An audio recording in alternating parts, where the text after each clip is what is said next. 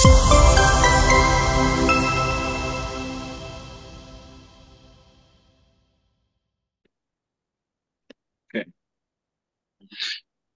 so I want to welcome everyone to this webinar. As you know, this is something, I don't know if you are listening good or not, but let's put it like this. I want to welcome everyone to this webinar. This is a bunch of a series of webinars that ETCMA Research Task Force is doing. We have been organizing these events through the past years. And the objective of these webinars is to increase literacy in TCM practitioner, focus on TCM research, of course. And I want to express my thanks and my gratitude to everyone from the research task force that are involved on this, believing that this is tireless work. They dedicate a lot of time to this, a lot of passion, a lot of effort. So it's not without the acknowledge from ETCMA for all of this, all of these people working on this. You can see all of the webinars from the past, infographics in our platforms. You can see it on the YouTube channel of ETCMA. You can also have access to the newsletters and infographics that we do. This is a work that is a continue. So today we are going to focus on Sheng. And the reason also why we are focused on this theme itself is because sometimes it's not easy, even inside of the TCM community, we have a lot of people that don't know about Sheng. So we believe that this is an important piece of TCM. This is an important branch. And we are lucky to have two experts, Julia Boschi and Marisa Voca. I hope I'm saying it correctly, Marisa. Boschi, actually. Boschi. I apologize. Even my Portuguese is not easy, so imagine my Italian.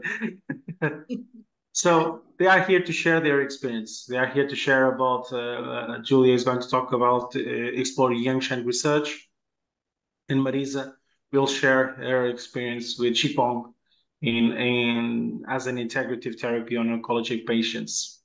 So please, after each presentation, you can ask any questions that you may have. Please, if you have any problem, any difficulty, please put on the chat, and Paulina and Adam will help the way they can. So I want just to ask you to mute your microphones, open your cameras, and enjoy the presentations. Dear Julie, you have the floor. Thank you. Okay, thank you, Ricardo. So I will share my screen immediately. Let's start. So I will have one slide to say what is Sheng, even if I know that most of you are very familiar with this concept and are well versed in health promotion and all of what health promotion implies. But the one thing I want to highlight is that Sheng is not just Baodian. That's another term, which is health preservation or prevention. And it also includes Yang Lao, which is healthy aging, but especially it's a way to xiu dao, to cultivate the way, which is not the same way for everybody. So it's also find your own way, but especially have a very high motivation in living. So it's a pursuit of motivation, of awareness, of authenticity, of truth, if you want. And so one of the principles is that you should appreciate life, but without becoming excessively attached to physical existence, because you have a larger view, which is also beyond your life. This is to say that you can look for this kind of nourishing of life, even when you are almost dying, you know, when you are on the verge of dying. So it's not strictly connected with physical health, even if physical health, if of course, one of the goals of Sheng, but mainly is a pursuing truth and authenticity, self-motivation, self-efficacy, and especially it requires you to get a multi-dimensional awareness, which means that you're not just using your conscious mind, but you have to use also your spirit, your subconscious, you have to experiment, practically speaking, different states of awareness. And this is one of the goals of the practice. Actually, when you start practicing and you go into what is called the Qigong state, just to use a very simple term, which means that you are using not just your body, but also your mind in a different way. So Yangsheng, it means nourishing life, enhancing vitality. But another point that I want to stress is that in the Chinese culture, you do not have the idea of a physical body, which might be detached from your personality, from yourself. Even the two words that are forming the concept of body in Chinese, 身体, are actually mean self and structure. So you are asked to cultivate at the same time 心命, which means cultivating the self, being unique, your not repeatable personality, your very inner and special gifts. And at the same time, also your lifespan, your body training, your energy training, which is connected to Ming, which is the life and the destiny of somebody, while Xing is your original nature, is what you have been endowed with at your birth and that nobody else can have. So it is also pursuit of self. And we know, I know that you are surely well versed with all the documents, classical, historical documents about health promotion, like the Ottawa Charter. And one important point in the Ottawa Charter is that health is just the basis for you to pursue your personal and unique skills. So it is not the end, it's a means that you are using. And cultivating the self, it's very important in Yangsheng. So is what is in the definition of mental health. It's mainly, let's say, self-health, because it's based on self-esteem, on self-efficacy, on self-actualization, on self-control. And so mainly Yangsheng is 360 degrees empowerment, not just of your physical shape or health. So we have 4 main fields of application for Yangsheng. The first one is education, and especially health literacy.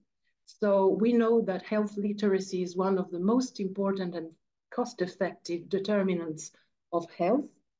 And also another thing is that normally you look for the purpose of your life when you start being mature. So the kind of education that you provide with Yangsheng is what we can call andragogy. So it's adult education, it's not for kids, even if, of course, kids can practice Qigong as well. Then prevention and health promotion, this everybody knows. And the point that I was stressing, so pursuing purpose and existential fulfillment. So all the field that is connected to the Yangsheng ethics and philosophy is also part of it. And then therapy. And I will not talk about this 4th point because my friend and colleague Marisa has a lot to say about this, both for her personal experiences on her own body and for the many, many different experiences that she had also in public structure using Yangsheng for therapy.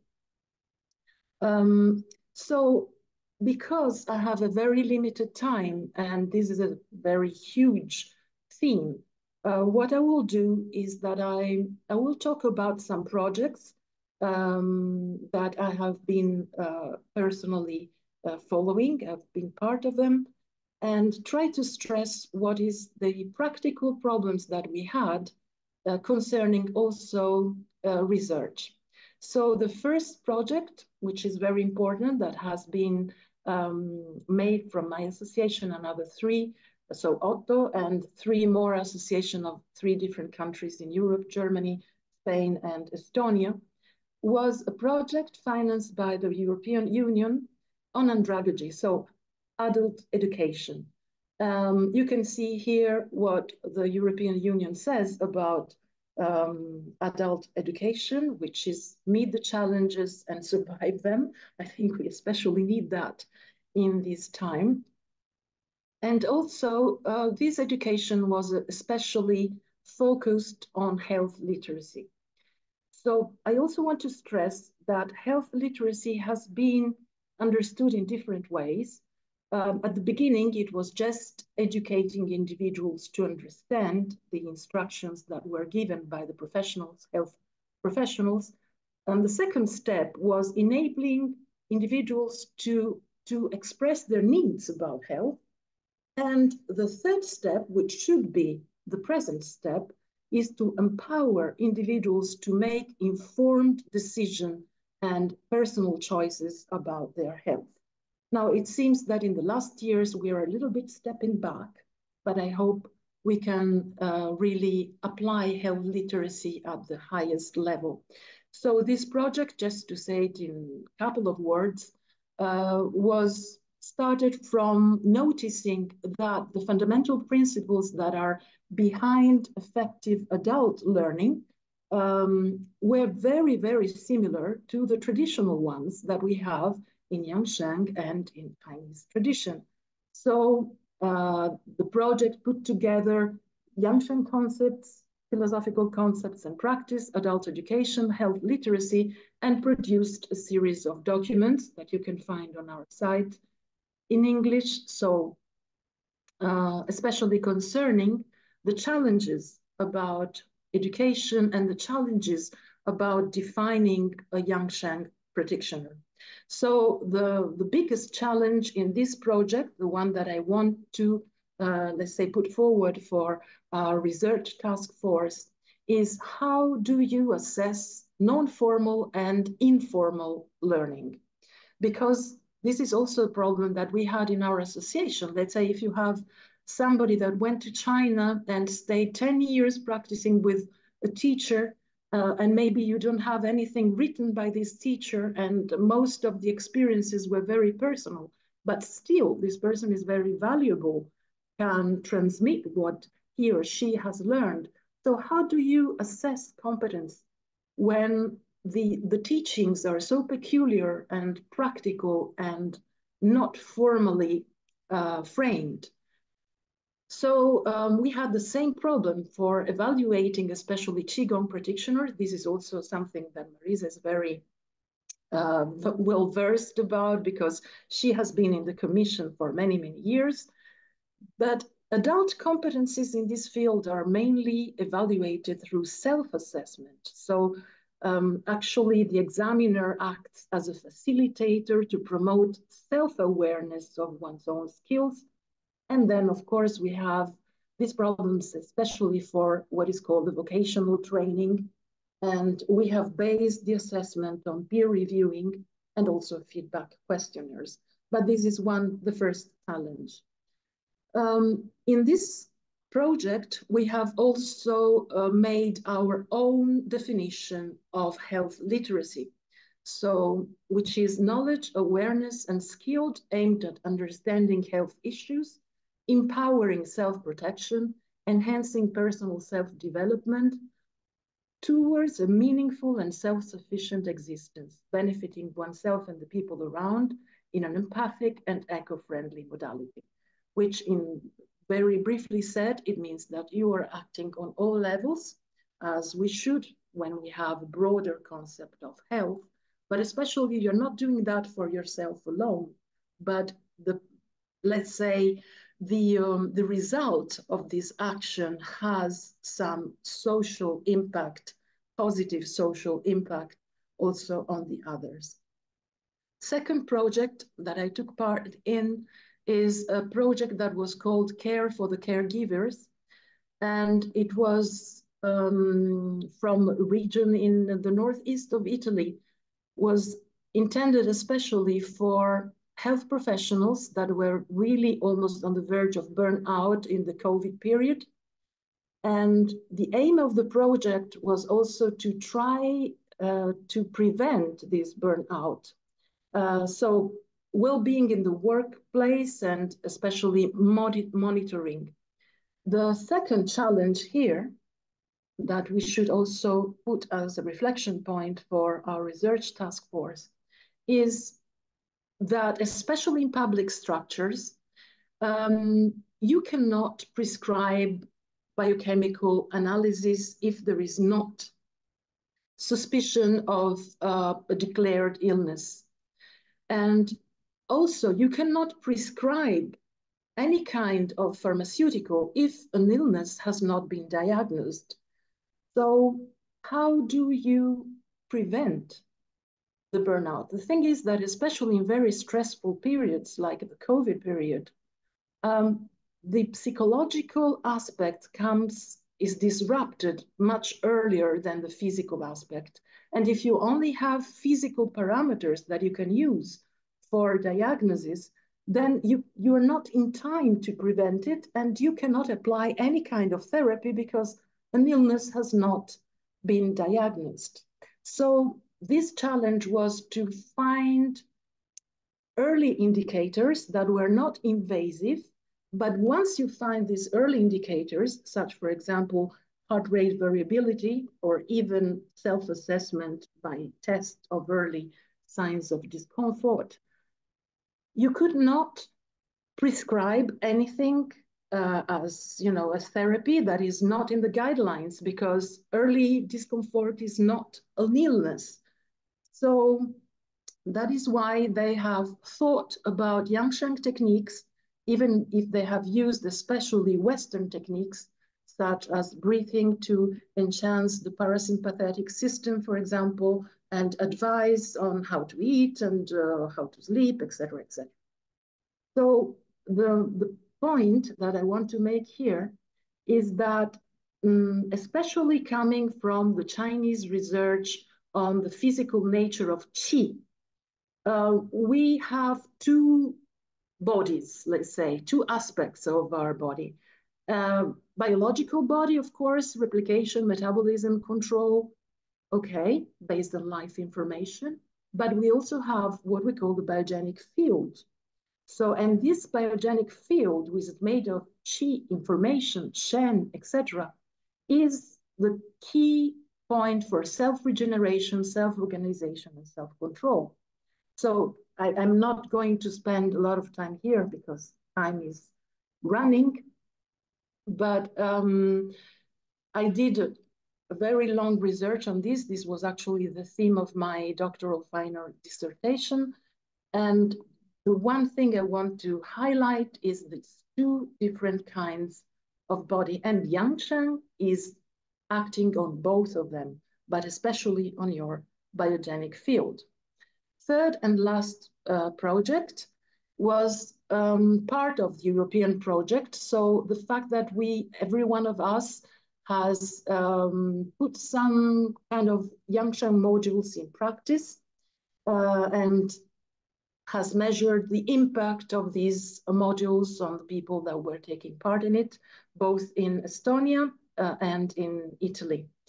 So these modules were multi-level training, body structure, energy, and mind, multidimensional awareness, as we were saying, and especially for what concerns the module that I have personally applied, this was based on the embodiment of virtues, which means that you resonate with these virtues, you reflect on them, you exercise the sense organs that are especially connected to each virtue, and you see how this impacts how you perceive reality and yourself. So the kind of knowledge that is pursued by Yang-Sheng techniques is embodied cognition and embodied enabling, what the Chinese call Tihui. So you can with your body. And to embody virtues, it means that you are actually enhancing your vitality. In Latin, vis, the strength, and virtue come from the same word. So in this, we have some philosophical principles and some technical methods for teaching. So learn by doing, teach by showing, etc. And I don't think that I have much time to go into the philosophical principles now, but let's say that The pursuing inner virtue is the basis for also empowerment of your leadership in a way. And this can also be a theme for ETCMA. If we have time or through your questions, we might go back to this. I just want to stress that also the virtues are not just for yourself. You are supposed to cultivate internal virtues so that you can express externally what helps you to be a sort of, let's say, social harmonizer and to impact on other people's lives in a positive way, to be supportive, to be coherent with your inner vocation.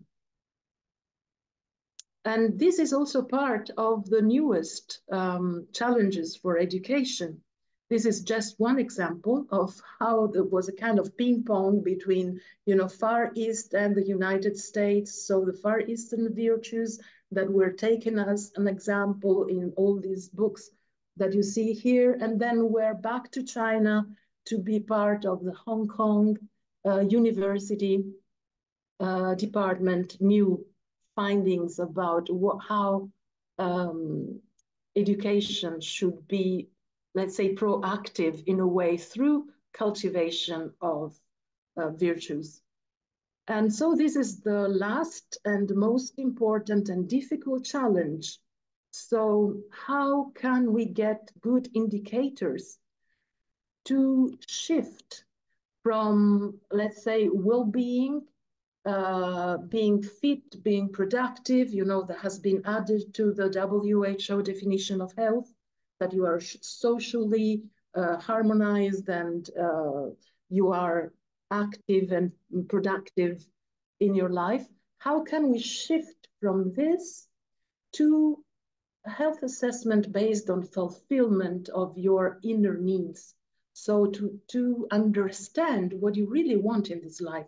Or in other words, why did you come to, in this world in a way? And especially, how does your life positively impact on other people's life? And so you have a proactive idea of what is called by Antonov salutogenesis. So Antonovsky saw coherence and orientation as the basis for all the coping abilities that are part of health promotion. It is fundamental also for the Ottawa Charter to identify and realize aspiration. And this is what Sheng is truly about. So it is in the first place about spiritual health. So, purpose, meaning, integrity, coherence, principles, ethics, commitment, etc. So, and this is my last slide. Essentially, I think that if we want to have a good research on these themes, we have to understand that we need to change our indicators. So we need an indicator revolution. We need to change our parameters for measuring. We have to go from biochemical to biophysical parameters, especially because that is where you see early signs of discomfort, and that is where you can measure progress, even when it's not physically evident. And we need especially to promote healthy research. And I'm not just talking, about conflict of interests, transparency, which are also very important issues, but I am talking especially about these two concepts that are synthesized in this slide. The first one is to reverse the ladder. The ladder is the Cochrane ladder for evidence. Our problem is that we usually have to stop at the first level. And it's a big disadvantage for disciplines like Qigong and Yangsheng, which are based on the quality of the teacher. If we do not have instrument for assessing this quality. So this is the big two biases that we see in all the research projects that you find on PubMed, etc. The first one is that you cannot administer an exercise as if it was a pill. You cannot have double blind. And it's strongly dependent on the quality of the teacher, which is normally not assessed. Also, these exercises are normally described as breathing exercises or physical exertions. Yang Sheng is not that, Qigong is not that, because you start from your mind and you have the changement of your mind and spirit as a goal. So you cannot just keep it out because we do not have good indicators for assessing spiritual health. So we have a lot of difficulty with this efficacy based on big numbers, big money, big everything, and flat level with no personalization. But we would be really advantaged if this ladder was reversed. For example, if we could start from cost effectiveness, these are means that are really cost effective. And even just education in health literacy, there is one index, the ROI, Return of Investment Index. It shows that you get 3 times what you have invested if you invested correctly in health literacy. And then effectiveness, we have no doubts about effectiveness, which is practical impact on people's health. But we do have, because of methodological issues, problems with efficacy. But what about if this ladder was reversed? And then the other thing is balance the pillars, because EBM is based on 3 pillars, as you know, of course. Best external evidence is just one of them. We have individual clinical expertise, personal relationship with the person you're teaching to, the person you are healing. And this is based also on your awareness, personal awareness. So sometimes if you just stick to the guidelines, you will be very soon substituted by artificial intelligence or a computer or any other thing. So have the human experience, the human empathy as a basic thing for therapy, individual clinical expertise, and respect for the patient values and expectations, for their destiny, for their purpose in life. So I think this is the 2 main things to promote, let's say, healthy research promotion. Okay, that's the end. I managed, I hope, to stay in the time that I had. Yeah, it was wonderful. Don't worry. I want to ask if anyone has any questions, so please raise their hand or just put on something on the chat. Yes, Adam? I had asked in the chat if it's possible, Julia, to share the link where where the auto documents can be found in the chat. So whenever you get a chance, or maybe you can share it with Paulina and she can email it to the attendees, because we'd love to visit and see what you've done and then maybe build on it. Thank you. Okay, of course, I will do that. I'll send it to Paulina. Yeah, it's something that we can do is to create probably an infographic, Adam. We'll see what we can do and share it. Is anyone has any questions in the possibility of listening to this again? And if you have any questions, I believe that Julia will answer by through us. We'll have the questions piled up and send an email if it's necessary for Julia. So thank you so much, Julia, for explaining and talking a little bit about this. And yes, it's true, this is probably another point, and we are doing this in all of the webinars, talking about obstacles in research regarding TCM, and this is one of the obstacles that we face. And sometimes we don't think about it. We tend to put our hats of the Western part and just focus on how can we do the research with the Western approach. And sometimes we need to think outside the box. So thank you for that, Julia. So Marisa, the floor is yours. You can share your screen. Marisa, it's me. Okay. Hello, everybody. I shared my screen now. Can you all hear me? Okay. Okay. So this is the subject I want to talk about because, first of all, I think most of you don't know me, or all of you. I am a Qigong teacher, Qigong operator. I started in the 80s to practice when I was very young. I was 14, 15 years old when I started with meditation, 18 years old when I started practicing Qigong. And then I went to live in China to study the language. And I had the very good luck to meet a Qigong master that accepted me as disciple. So I lived in China a few years, but I studied with him all the day. I left my language course and I started practicing all the days. Then all the day.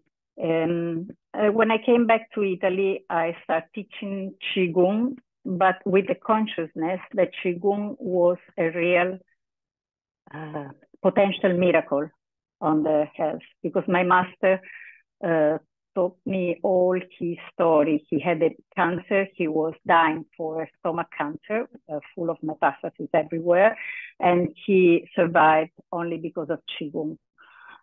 He didn't have any possibility to get medication, traditional medication, Chinese or Western, because he was too poor, but he found a way through Qigong. And after 20 years, I met him and he taught me Qigong. So I started teaching in Italy in 1994, and my goal has been always to prove that Qigong could be really important in helping people with disease, and not only with inner growth or with flexibility, relaxation, and what else. In Italy, most of the people didn't believe me or didn't care to study something that could be considered as a miracle instead of as a science. But I didn't stop for that, likely also for myself.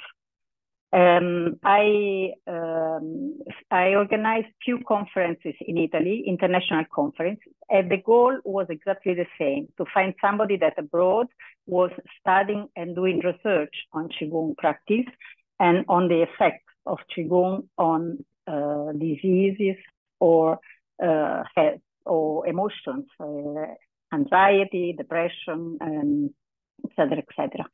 So I started working after that. Julia was there at my first conference together when I organized the round table, call it, with the two presenters from the United States and from China, and some medical doctors from Italy. And this was the beginning of, for me, to work inside hospitals or in official projects with Qigong for health. So the first project was CARE, Cocaine Addiction and Rehabilitation Enforcement, where I worked teaching Qigong together with an equipe of psychotherapists and psychiatrists.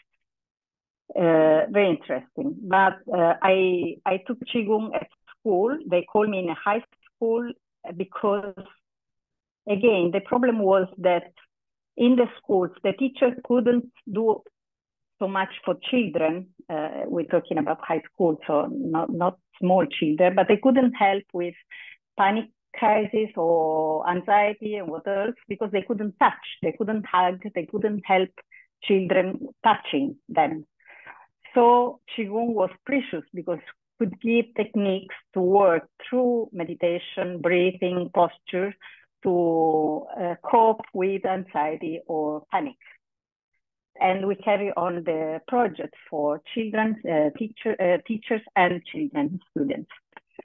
In 2014, I done as to enjoy myself at the beginning, an experiment with ultrasound scan while I was practicing the Liu Tzu Jue Qigong, the secret sound, the 6 sounds. And it was incredibly interesting. I started this research. I never carried on because it needed too much time and I was doing too many things with Qigong project. But it was incredible because doing the right sound, they could see through the monitor the doses, the blood in the liver or in the spleen and the pancreas, changing the flow. So it was really interesting. But I would say that is one thing that we could do to do research. I think it's possible to do it, but as Julia said, it's very difficult because there are so many various conditions that could be misunderstood or give problems in interpretation. The most interesting project I'm still carrying on is in the Gemelli Hospital in Rome, in an integrated center for breast cancer. I started 2010 first conference to cooperate with oncologists and to help the patients, cancer patients, to avoid the side effects from chemotherapy and pharmacological therapy and radiotherapy. So in 2014, officially, the integrated therapy center was open inside the hospital. Before, we just had a little space, little room where all the integrated therapies were offered to patients. And now, from 2014, there is a quite big center where there are a lot of different integrated therapies that are offered for free to patients, thanks to funds coming from Susan Komen organization. Qigong in Jail was another project, but a short project. I won't even talk about that for now, but that was asked to me to help the jail workers to manage stress, because that is very important. A lot of associations, they help more the prisoners, and they asked me to help the policemen and the workers because the situation is very, very stressing for them, and they need it, and they don't even have a psychological support in Italy, unlikely. So it was a kind of experiment to put together psychotherapy and Qigong with a private fund to prove that we could do something to help the people. University Master is something that we start in 2016, and Qigong is teaching inside the university in a master, post-degree master for medical professionals. Okay, what is Qigong? Probably all you know. The only thing I would say is that in Qigong practice, the particular techniques, the specific techniques can work either directly on an organ or on through meridians, through the Qi circulation, or directly on a system, or through the mind, as Julia was saying, through relaxation and concentration and whatever. So we can do many different, we can provoke different effects in different systems through the practice. If we want to work directly on an organ, we can choose a technique that stimulates directly the organ. If we want to go through, it's always an energetic effect, of course, and we're talking about Qigong, and we're talking about maybe standing still or doing slow movements. But there's a lot that we can do adapting to different people and different attitudes of people. People that walk, for example, we could walk and use the walking Qigong. People that are not good in walking or not good in concentration, we can do different techniques that can help them to make the concentration become better and better. So the most important thing for me, for Qigong, why Qigong is precious together in combination with Western medicine, is that Qigong gives the person the possibility to be the center of their own health. This means not that they can avoid the therapies, but this means that they can do something in all the time. They don't have the doctors with them, because doctors can give therapies, doctors can give medication, But all the time that I'm talking about cancer patients, for example, all the time they at home, coping with side effects of the therapies or the medication or the chemio, they don't have anybody helping them in that moment. And Qigong always can feel a lack of support that the people need most of the time when they are at home by themselves. So Qigong is something that is precious because the person can do little things to change their life, to live instead of surviving, waiting for the end of the therapy. This is something that is very, very important for cancer patients. Okay, the Center of Integrative Therapy, as I was saying before, is a center that offers today a lot of different techniques to help the people. Nutrition, acupuncture, mindfulness, Qigong, physiotherapy or music therapy, art therapy, food reflexology, homeopathic. But the first thing they added after nutrition and physiotherapy was Qigong. And Qigong is now, 10 days after the opening of the Center of Integrative Therapy, the most requested technique to help themselves, asked directly from the patient, mouth to ear, ear to mouth, from a patient to the next. So we have usually between 20 and 30 people every lesson. We do lessons all around the year. And it's 10 years that is carried on. One time they take us the gym away because the hospital needed for the physio department.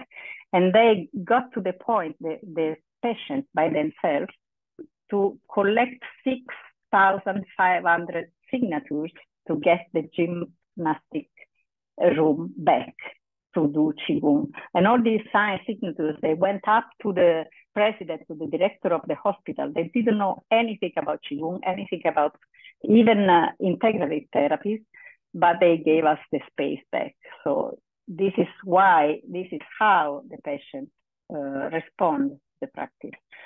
This is the center, some of the techniques and some of the places and the keep. You can see the keep of the integrative center in Gemelli Hospital that is famous around the world, only just because it's the hospital where the Pope is cured. And in 2018, we tried to do a research study on Qigong for oncological patients. How did we do it? It's not an easy thing, and probably could not be recognized as a real scientific research, but we had to start from somewhere. So the methodology we used was to take, to use questionnaires we gave to patients before and after the lesson. Why? Because we wanted to know the effect of Qigong in something that they could measure, which was, in that case, the emotions.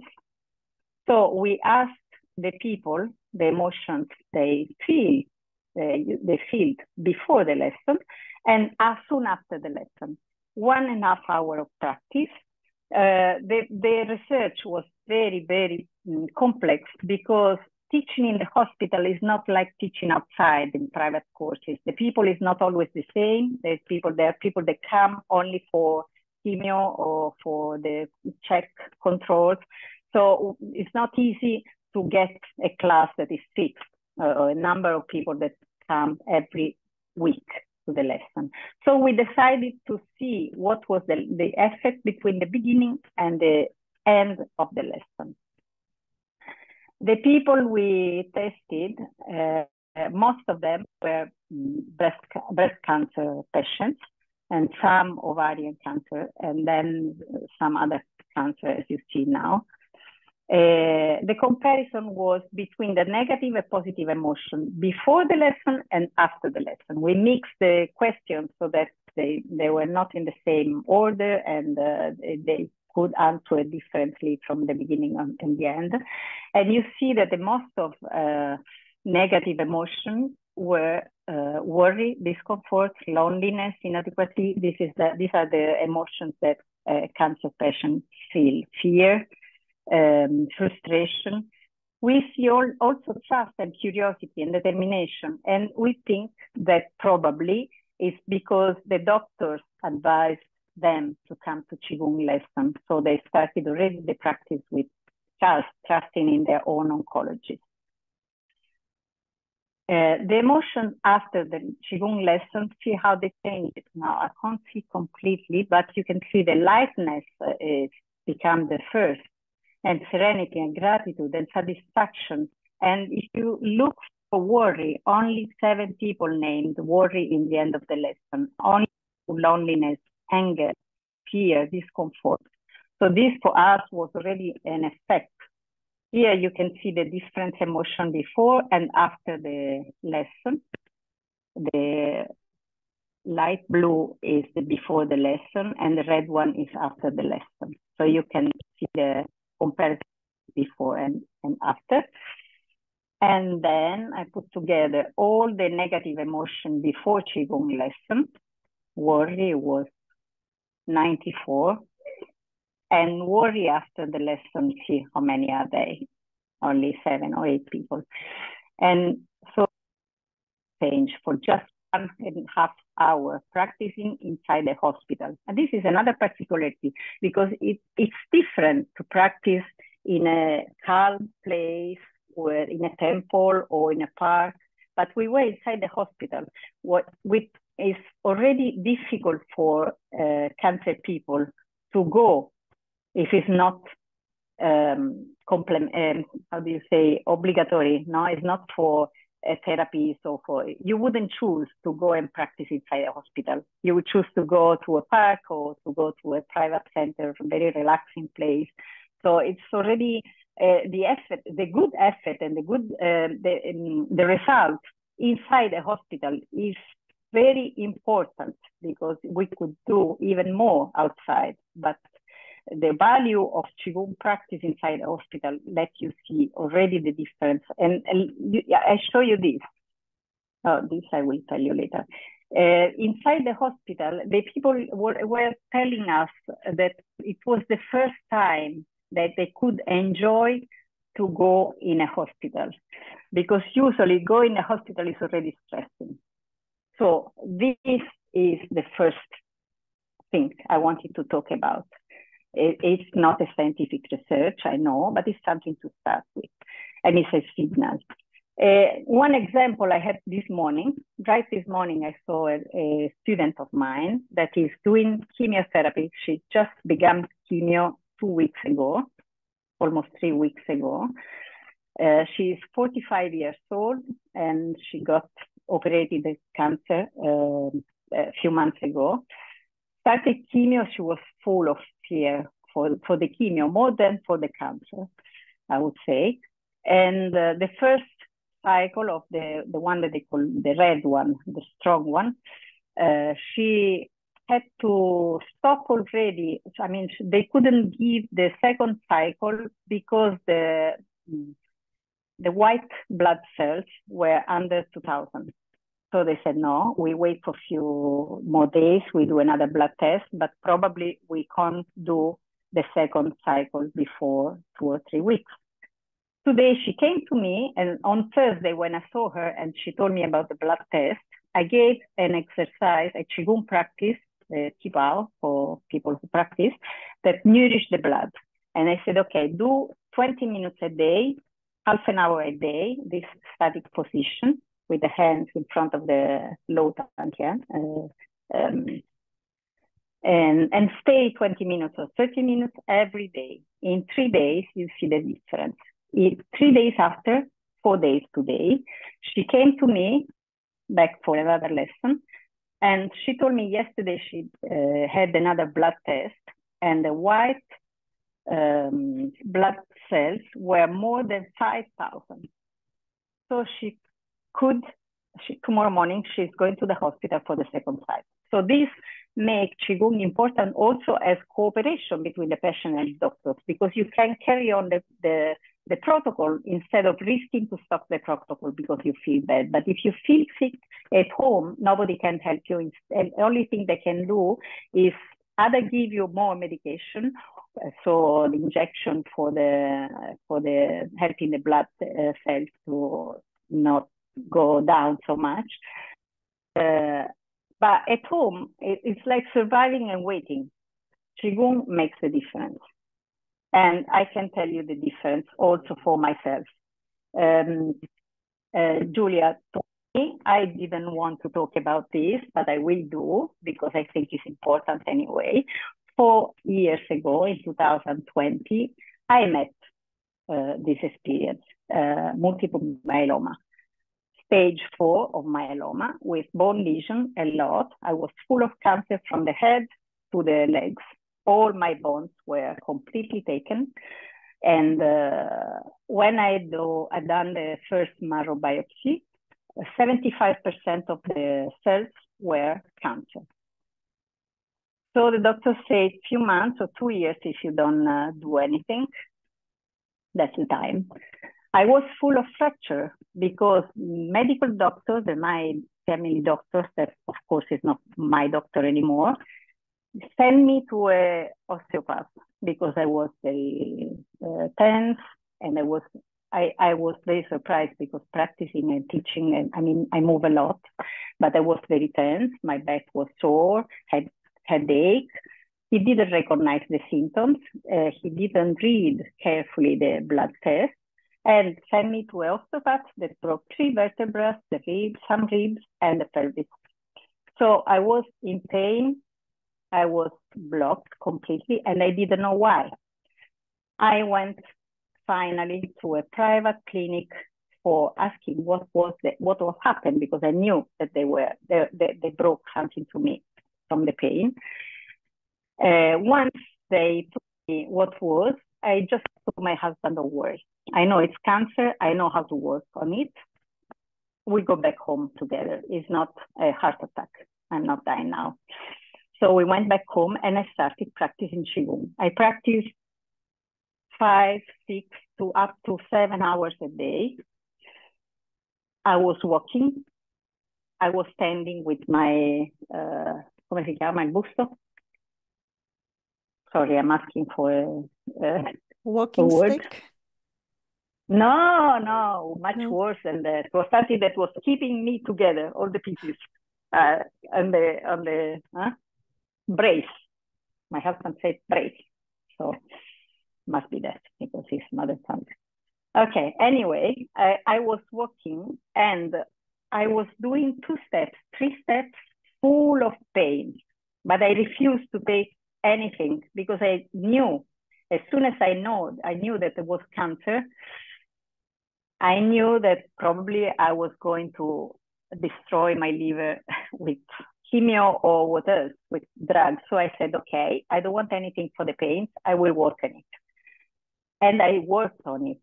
And with Qigong, in 15 minutes, walking and standing, I could take all my pain away completely for 2, 3, 4 hours. Then I would practice again. But also the medication, I mean, has an effect that lasts 2 or 3 hours. So Qigong was perfect for me in that moment.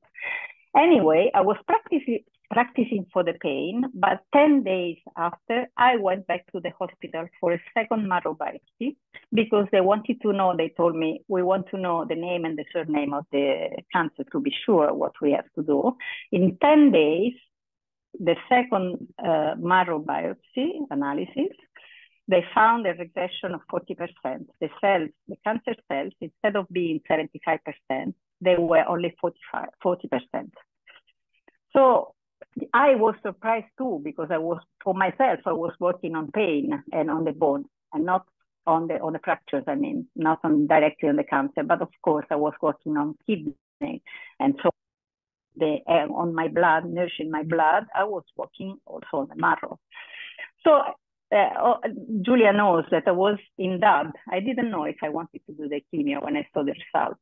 I said, maybe I can carry on with Qigong. But then I decided that what is important when you have a disease like this is to understand the disease. The disease is not only a patient disease, but it's a family disease. And if I decided to not do anything, probably all the people around me, my mother, my husband, my children, all of them, my brother, my sister, they would think, oh, Sheng, she decided to die, or she trusts Qigong so much, but she's not doing anything, she's not healing herself. So I decided that if I could work, and if I had that effect in 10 days on cancer, I could work also managing the side effects of medication. And so I decided to do it.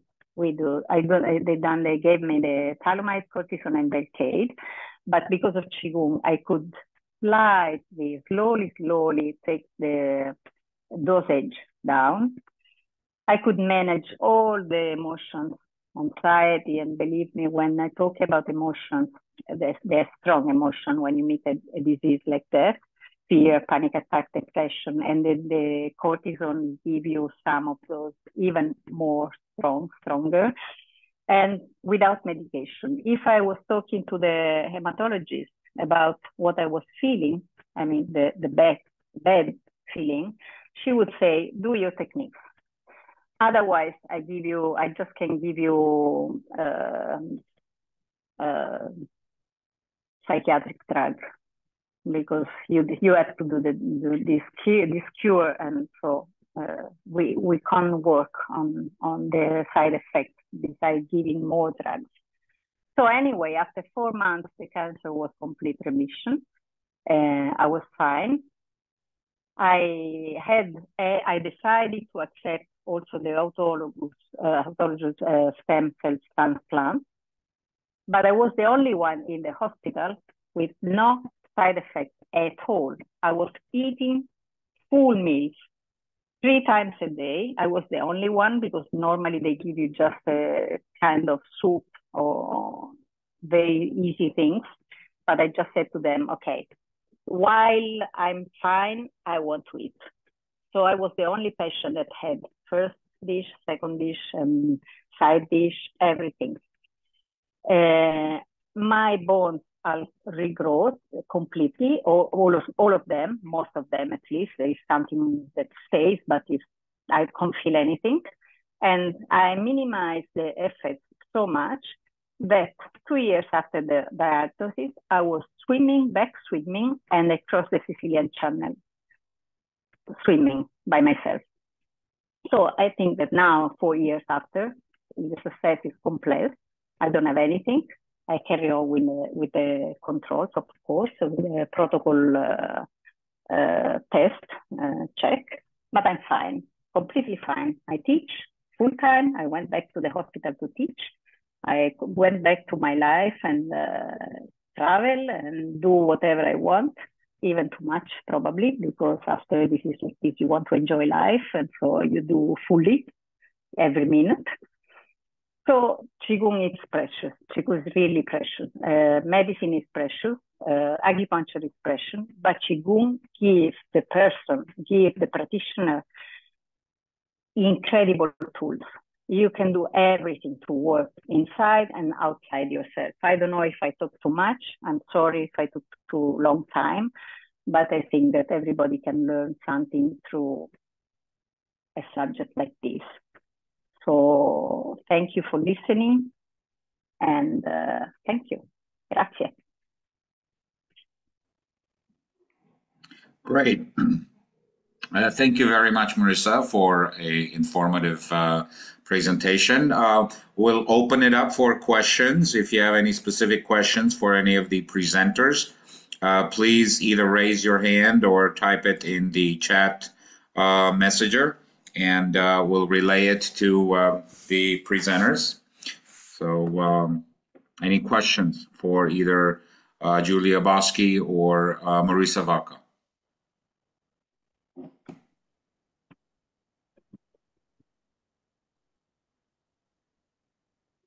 Okay. Well, you know, it's quite obvious. It's probably late, and there was a lot of really good information. There will be follow-up. we will organize, ETCMA Research Task Force will organize a follow-up information about what you saw. The recorded webinar will be available subsequently on the ETCMA YouTube channel. So go look it up, subscribe, so you get updates and notifications on new content. All of our content does end up on the Research Task Force on the ETCMA web YouTube channel. I want to thank, first of all the attendees for taking their time to join this effort. You know, I'm a member of the Research Task Force. We have others here. You know, it's a thankless job. It's a volunteer position. So we put in a lot of effort to try to provide valuable information that you could use as clinicians, as practitioners of whatever TCM modality that you deem necessary in your field or are proud of serving that profession. So our thanks is by your participation. When we see you active, watching, learning, participating, it makes us feel that we're doing something right, and it's appreciated. So thank you very much for all the attendees who took the time to sit in and participate to this video. And then I would like to extend my deepest gratitude to the presenters, Marissa and Julia. Julia, I've known quite a while, so I can attest to her brilliance. Marissa, I hope that our professional relationship will blossom. I am very interested in looking at Qigong from a scientific perspective. I've done some research in Qi emissions and Qi projections. I am a certified medical Qigong provider. I do medical Qigong with Qi emission. So, and this was a course that I studied in China and then continued in the States. So I hope to expand our relationship as well. But thank you again very much, Julia and Marissa, for your time and for your professionalism. And you know, as a last call, I represent the communications department for ETCMA. So I want to ask all of you to visit the ETCMA website and look for the World Acupuncture Day information. There is a lot of stuff happening on November 16th this year. Every year we celebrate Acupuncture Day, acupuncture globally, and it is now becoming a much wider and much more accepted global event. Many countries are now following suit, and November 16th is rapidly becoming the World Acupuncture Awareness Day.